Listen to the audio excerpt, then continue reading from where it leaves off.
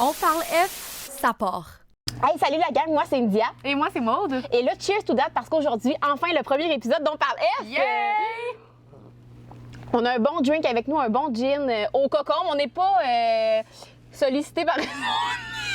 Quoi? Qu'est-ce que tu dis là?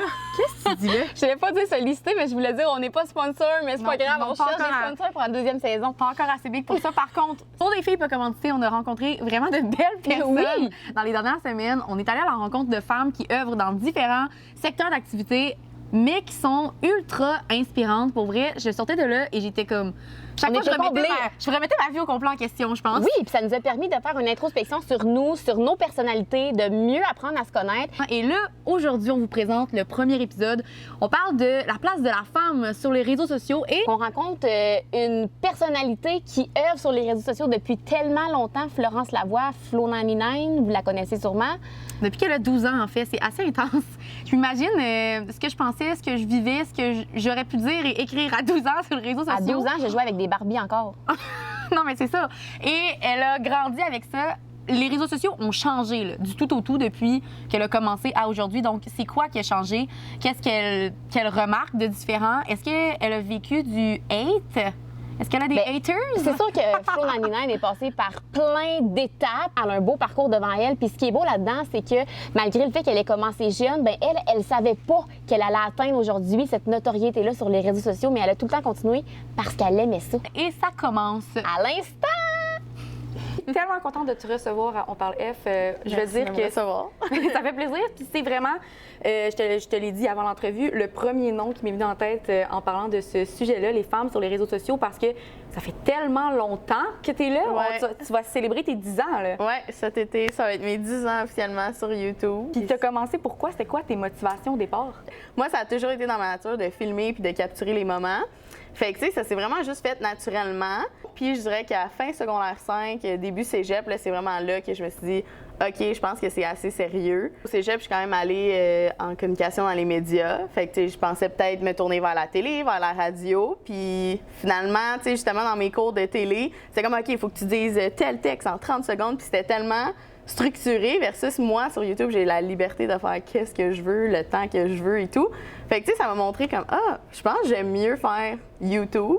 Puis, tu sais, je dis pas que ça peut changer. Puis, éventuellement, peut-être je vais faire de la radio, peut-être de la télé ou peu importe si l'opportunité se présente. Mais en tant que tel, tu sais, ça m'a vraiment démontré que les réseaux sociaux, c'est vraiment fort. C'est quoi la plus grosse différence, selon toi, entre dans tes débuts versus aujourd'hui, que ce soit positif ou négatif? Je pense que dans mes débuts, tu sais, c'était un peu free for all. Là, c'était comme, tu sais, je fais absolument n'importe quoi. Puis moi, je montrais vraiment 100% de toute ma vie. Puis tu sais, je pense que j'ai quand même appris à travers les années parce que, de un, c'est pas tout le monde qui aime ça, être sur les réseaux sociaux. Puis moi, j'avais plus l'optique de comme, tu sais, moi, je suis en train de filmer des souvenirs, puis on va pouvoir regarder ça plus tard ou peu importe. Mais tu sais, c'est pas tout le monde qui est à l'aise. Puis tu sais, mettons, j'ai été dans une relation pendant comme 4 ans, puis, tu sais, si la relation s'est terminée, entre autres, à cause de ça, parce que la personne aimait vraiment pas ça, YouTube, puis aimait vraiment pas ça, ce qui venait avec. Puis, tu sais, des fois, je me fais reconnaître dans la rue ou des gens avaient des photos, puis ça me fait super plaisir, mais ça veut pas dire que les autres qui m'accompagnent, eux, ça leur fait vraiment plaisir. Fait que, tu sais, maintenant, je m'assure vraiment, tu sais, d'avoir l'accord de tout le monde. Est-ce que tu es à l'aise d'être dans ma vidéo? Est-ce que tu veux l'approuver avant ou quoi que ce soit? Fait que, tu sais, ça plus changé dans les dernières années. Puis, tu sais, maintenant, je filtre aussi plus le contenu que je vais mettre. Tu sais, je me demande si c'est vraiment pertinent. Est-ce qu'il y a eu comme d'autres moments où c'est déjà arrivé, là, des anecdotes de comme, OK, ouais, ça, c'est lourd, ça? Ben c'est sûr. Tu sais, des fois, des gens qui essaient de comme trouver ton adresse, des gens qui te disent tu sais, je sais où tu habites, genre, je vais me pointer chez vous. C'est comme, OK, tu sais, c'est un peu épeurant des fois. Fait que des trucs comme ça. Mais aussi, tu sais, justement, des fois, tu fais des story time. Sans nommer de nom, bien, c'est sûr que la personne concernée va savoir que c'est elle. Puis, tu sais, des fois, les gens, ils prennent ça vraiment comme personnel, puis comme si c'était négatif. C'est comme, oh my God, t'as fait une vidéo genre contre moi. Mais, tu sais, jamais personne pourrait savoir que c'est cette personne-là. Fait que c'est sûr qu'à certains moments, ça m'est arrivé aussi de raconter une histoire, puis que la personne n'était pas super contente au final. Il y a un moment où tu t'es dit, OK, ouais, ça, c'est vraiment pas un si bon coup là, sur les réseaux, je devrais pas faire ça. Ou plus faire ça. Ou... Attends que je pense. Pas nécessairement. Non.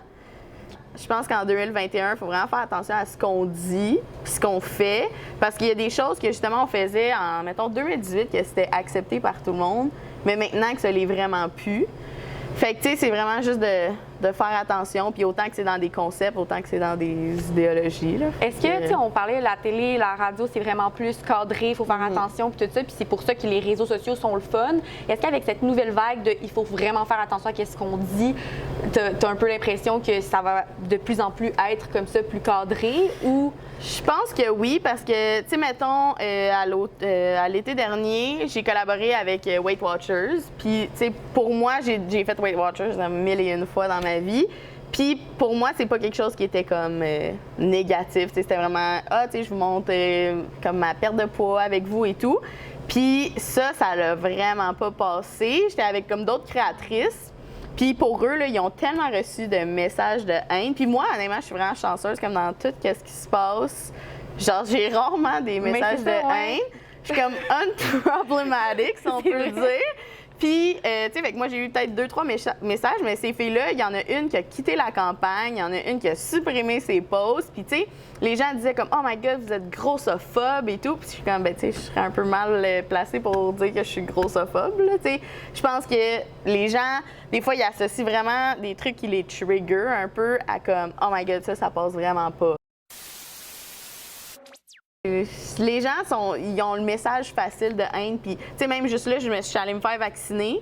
Puis là, le monde est comme, voyons donc, tu vas te faire vacciner, puis que tu promouvois le vaccin, je me désabonne. Je suis comme, OK, ben désabonne-toi.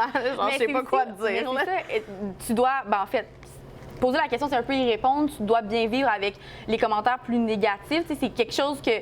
Je veux dire, j'ai fait un TikTok une fois, il y a eu un commentaire négatif, puis j'étais comme, OK, genre, refusé, je veux plus faire ça. Mais tu sais, toi, tu as juste appris à vivre avec, puis à t'en foutre. Ben oui, puis tu sais, je pense que je suis vraiment chanceuse parce que j'en ai pas tant que ça, des messages de haine, mais en 10 ans, c'est sûr qu'il y en a eu. Ouais. Puis tu sais, des gens qui vont juste, tu sais, des gens nowhere, qui me suivent même pas, qui savent même pas je suis qui, t'es laide ou peu importe, tu sais, c'est comme, OK, ben merci, bonne journée. Fait que tu sais, je pense que tu te bâtis un peu une carapace. Tu sais, il y en a tellement des beaux commentaires, puis des trucs positifs, puis des gens qui t'écrivent comme des longs paragraphes pour dire que tu as fait un impact dans leur journée. Bien, ça n'a pas de prix, puis tu sais, ça passe vraiment par-dessus les commentaires négatifs. Avec l'arrivée des réseaux sociaux, il y a aussi le phénomène de comme, tu sais, surtout les gens qui œuvrent dans certains métiers, de faire attention à qu'est-ce qu'on pose, de filtrer un peu plus davantage. Toi, tu es vraiment sans filtre, surtout sur Snapchat, pour le nommer.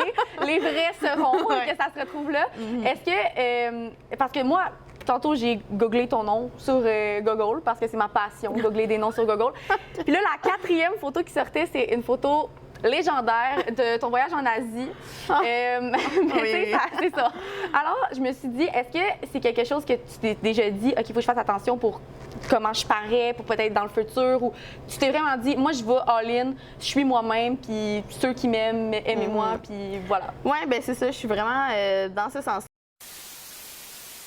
Vu que j'ai comme bâti ça à travers les années, puis je montre comme 100% de ma vie, ben moi, mon but, c'est que tu me vois comme ton ami. Puis que, justement, je raconte des affaires sur Snapchat que tes amis t'enverraient en privé. Puis moi, je mets ça directement dans ma story. Puis c'est ça qui crée le lien super fort que j'ai avec mes abonnés. Puis, tu sais, je le sais qu'ils aiment ça, justement, quand en Asie, je suis vraiment drunk. Puis je pose des photos parce que les gens sont comme « Oh shit, OK, cette fille-là, elle s'en fout bien raide. » Puis, tu sais, je trouve que c'est ça qui est le fun d'avoir Snapchat, c'est que c'est pas autant comme big que Instagram. Fait que, tu sais, sur Instagram, les gens, c'est un peu plus toxique. Ils vont, genre, envoyer ta photo ou peu importe. Puis, tu sais, il y a des compagnies qui vont voir ça. Versus Snapchat, c'est comme mon Finsta, si tu veux. Fait que, non, moi, je sens. Tu peux pas vraiment les stalker sur Snapchat. Ah, non, exact. T'es comme obligé. Tu sais, mes stories sont quand même publiques. Fait que si tu cherches mon nom, tu vas les trouver. Ouais, mais, tu sais, est-ce que la personne va se donner ce trouble-là? Je penserais pas. Fait que... Depuis 2019, là, depuis le mouvement MeToo, on parle de comme une 3e vague de féminisme qui prend part sur les réseaux sociaux.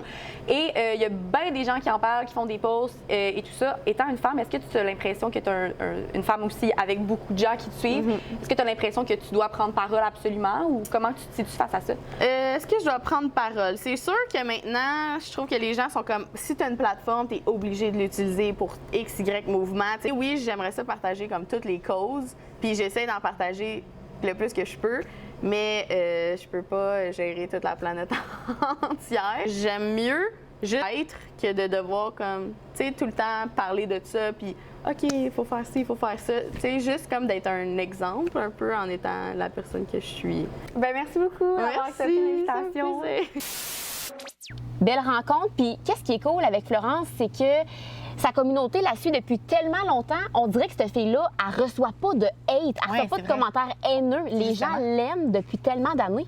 Mais on dirait que moi, si je me mettais à sa place, je pense pas que je réagirais comme elle. Tu sais, toi, Maud, comment tu réagirais si t'avais du hate? On dirait pour vrai qu'il y a eu un cheminement depuis qu'on a fait l'entrevue versus aujourd'hui. Il s'est passé des affaires. Et là, dans l'entrevue, je parle de TikTok justement et du fait que j'ai fait un TikTok et j'ai reçu un hate. Un hate, ça se dit-tu? Je sais pas. Ben, commentaire négatif. Ouais, c'est ça. Puis que là, je capotais, j'ai comme enlevé mon TikTok. Et là, depuis 7 ans, j'ai commencé à en refaire des TikTok.